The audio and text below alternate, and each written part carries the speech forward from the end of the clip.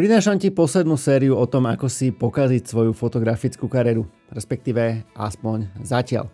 Keďže som ti už vravel v predchádzajúcich vlogoch, že všetky tieto veci sú inšpirované vašimi, alebo respektíve tvojimi skúsenosťami a tými najčastejšími chybami, nie že ja by som úplne všetky z nich neurobil, tak samozrejme je možné, že táto séria bude mať v budúcnosti ďalšie pokračovanie.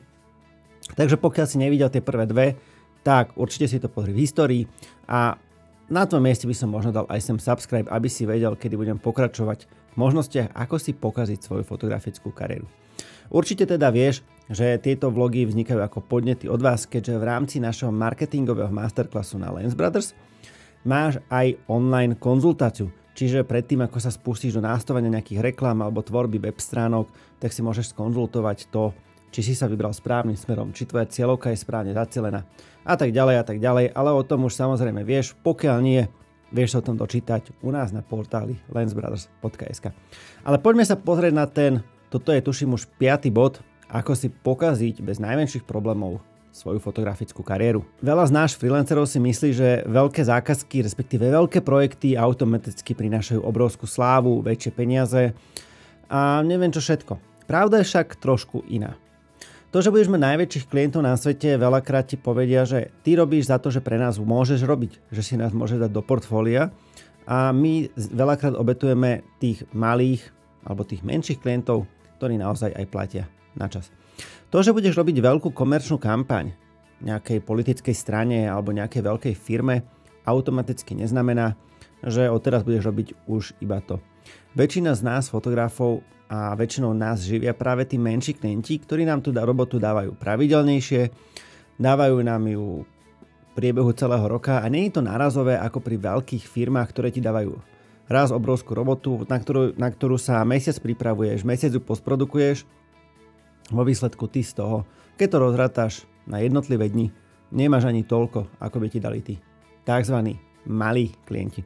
Čiže určite nesústreď sa na to, aby si získal najväčšieho klienta na svete, lebo ten najväčší klient ťa veľmi jednoducho vymení, veľmi ľahko ťa vymení a hlavne zabije ti to extrémne množstvo času v porovnaní s tým, čo by si mohol mať, kebyže robíš pre nejakého menšieho klienta, ktorý si naozaj bude vážiť tvoju robotu a hlavne časom medzi vami vznikne aj kamarátsky vzťah, tým pádom už to nebude iba čisto o tej robote, ale bude to aj o tom kamarátstve a takí ľudia ťa vymenia výrazne ťažšie, lebo nechcú učiť zase niekoho nového.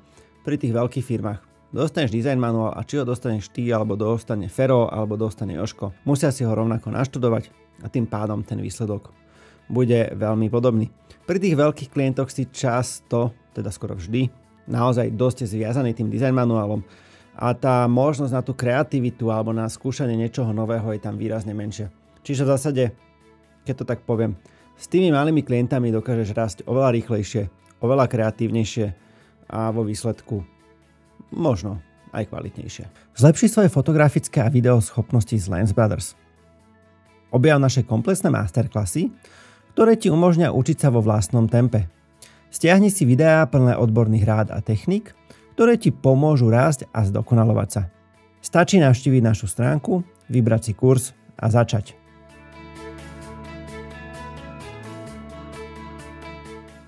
Ďalším spôsobom, ako si pokaziť svoju fotografickú kariéru, respektíve si ju výrazne sťažiť, je robenie bez zmluvy, respektíve jasného zadania zo strany klienta. Prečo som si dovolil dať to alebo?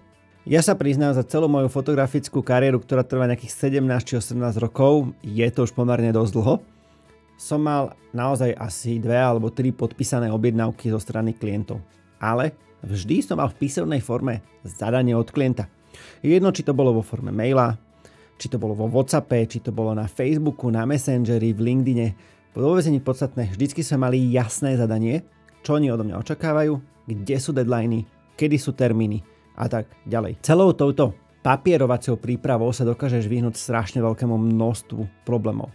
Od nevyplatených faktúr, ale predovšetkým o tom, aby ti potom klient volal, že a prečo nemám odfotené toto a ja som si to predstavoval inač. Ako náhle to máš spísané, máš jasné zadanie dané, obidvaja si môžete k tomu sadnúť a pozrieť sa, že OK, toto si odo mňa chcel, toto si dostal dodané. Pokiaľ si urobil chybu ty, tak samozrejme je to tvoja chyba. Pokiaľ klient ti to zabudol napísať, ty ako profesionál, aj keď to nemáš napísané od neho ako zadanie, by si mu už automaticky mohol doplniť alebo rovno to urobiť, bez toho by si to písal, že asi by sa ti hodilo toto, asi by sa ti hodilo toto. Teoreticky aj toto by sa ti zišlo, lebo robil som to iným klientom a väčšinou to takto chceli, ale je to presne o tom.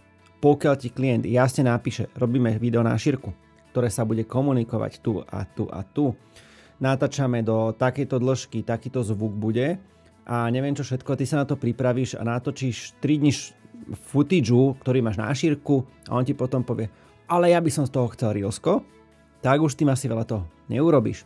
Môžeš to reframovať, ale bude to vlastne vo výsledku taký máčkopes.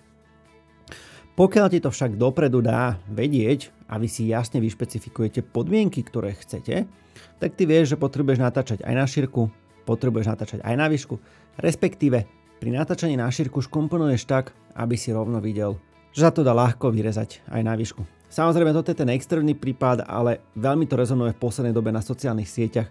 Ono sa to v zásade týka po všeobecnosti vždycky toho istého. Čiže aj my ako fotografi musíme si zadefinovať s klientami ich očakávania, ideálne ich dostať v písomnej forme, aby sme teda všetci vedeli, čo máme robiť, za čo sme dostali, respektíve za čo si platíme. Posledný spôsob zatiaľ, ako si pokaziť svoju fotografickú kariéru, je samozrejme ignorovanie mentorstva, spätnej väzby, respektíve vzdelávania sa. Ja som to všetko tak zhrnul dokopy, ale spätná väzba neznamená iba to, že si vypýtam spätnú väzbu od klienta, ale spýtam sa na neho aj iného fotografa, respektíve niekoho, kto by mi k tomu vedel niečo poradiť. Počas celej svojej kariéry budeš potrebovať spätnú väzbu od klienta, aby ti povedal, že či bol s tými fotografiami spokojný. Čo mu chýbalo, čo by sa dalo zlepšiť do budúcna, lebo aj tí najlepší fotografi na svete, nie ja, ale tí lepší odo mňa, sa neustále musia posúvať a vzdelávať sa. Tým pádom najjednoduchší spôsob, ako zistiť to, čo chce trh, je spýtať sa trhu. Čiže keď si u nejakého klienta a odozdávaš mu zákazku, napríklad svadbu, alebo event, alebo video, tak sa ho spýtaj, že či bol s tým spokojný, čo by si mohol ty zlepšiť do budúcna, čo by sa mu tam viacej páčilo. Je to úplne najjednoduchší spôsob, ako získať spätnú väzbu práve z tej klientskej strany. Následne tú spätnú väzbu vieš zapracovať, spýtať sa nejakého iného fotografa, že počúvaj ma, dostal som takúto spätnú väzbu, čo si o tom myslíš. Lebo vieme, že klienti veľakrát tak nejak vymýšľajú iba preto, aby vymýšľali. Čiže preto potrebuješ ten reality check s nejakým iným fotografom, ktorý ti povie, že toto ignoruj, proste to je tá klasická vymýšľačka klientov a to v zásade nič neznamená. Nie je to potrebné. K tomu sa rovno nadväžem na to, že potrebuješ toho iného fotografa. Toho niekoho, kto ti robí toho mentora, keď to tak nazveme. Čiže niekoho, s kým si môžeš robiť ten pomyselný reality check, s ktorým môžeš konzultovať svoje nápady, s ktorým môžeš konzultovať nacenenia alebo fotografické postupy. Toho mentora v zásade môžeme mať každýkoľvek, akého chceš. Ide o to, aby ti dal iba druhý pohľad. Samozrejme ideálne mať niekoho, kto je výrazne dlhšie vo tvojej fotografickej kariére alebo v tom obore, ktorému sa venuješ. Ale vôbec to neznamená, že nemôžeš mať ako mentora niekoho, kto je úplne z iného segmentu. Čiže pokiaľ si napríklad takže zaseknutý, čo sa týka nejakého B2B segmentu alebo toho, ako sa predávať, úplne bez problémov to môžeš konzultovať tieto tvoje kroky, minimálne toho, ako sa predať, ako získať nových klientov, s niekým, kto robí úplne niečo iné, v úplne inom segmente, ale podobné. Čiže on môže byť bez problémov nejaký obchodný riaditeľ alebo marketér v nejakej firme, ktorá pre mňa za mňa predáva nejaké auta. Ale môžeš s niekým konzultovať tvoje postoje, tvoje nápady, tvoje stratégie. A takisto je to aj pri tej fotografii už samostatnej, pri tom, že fotografuješ. Musíš si nájsť nejakého mentora, ktorý by ti bol ochotný pomôcť tým, aby si sa posúval vo svojej fotografii, aby ti vedel pozrieť na tie fotky, že bacha, na toto by som si dal pozor, toto si už preretušoval, toto si zabudol tam nafotiť. Čiže nájsť si niekoho, kto ťa dokáže posunúť trošku dopredu. Vo všeobecnosti asi najväčší problém, ktorý ja vidím u všetkých fotografov, je to, že sa nechcú posúvať. Dojdú na určitý level a povedia si, že toto mi stačí. Toto som sa naučil, toto mi bude stačiť 10 rokov. Bohužiaľ, nie je to tak. Fotografia a videotvorba a vlastne celý náš kreatívny priemysel sa tak extrémne rýchlo posúva dopredu, že to, čo ti stačilo pred rokom, dneska už naozaj nestačí. A ja ako zarytý fotograf, ktorý som roky iba hlásil, že môj foťák niekde natáča a netuším kde. Vidíš, dneska nielen, že natáčam vlogy, ale natáčam klientom už aj reklamné spoty. Jednoducho som sa to musel doučiť, 5 rokov som sa to učil, až som došiel do toho štádia, že aha, OK, toto už zvládam a poďme, čo je next stage. Nepovedal som si, že toto mi stačí. Zase učím sa ďalej. Aj v dnešnej dobe mám zaplatených niekoľko desiatok kurzov, ktoré už mám stiahnuté, respektíve mám predplatené, aby som každý mesiac sa mohol v niečom posúvať a vyhradil som si nejaké určité obdobie, že čo je len 3-4 hodiny týždenne alebo mesačne venujem tomu, aby som sa posúval dopredu, aby som sa učil nové veci a neustále zvyšoval svoju kvalifikáciu a hlavne to, čo vo výsledku dostane klient, aby tá spätná väzba od neho bola opäť raz pozitívnejšia a aby ten klient dostal vždycky to, čo chce. Takže toľko zatiaľ týchto 7 spôsobov, ako si pokaziť svoju fotografickú kariéru. Ja verím, že určite budú ďalšie, to znamená nezabudni dať subscribe, aby si vedel, kedy príde ďalší vlog alebo ďalší tip, ako si to pokaziť. Určite mi daj vedieť dole do komentára, čo si o tomto myslíš. Či máš aj ty nejaké skúsenosti z tejto komerčnej sféry, prípadne či som na niečo náhodou nezabudol. A ako sa hovorí, like poteší.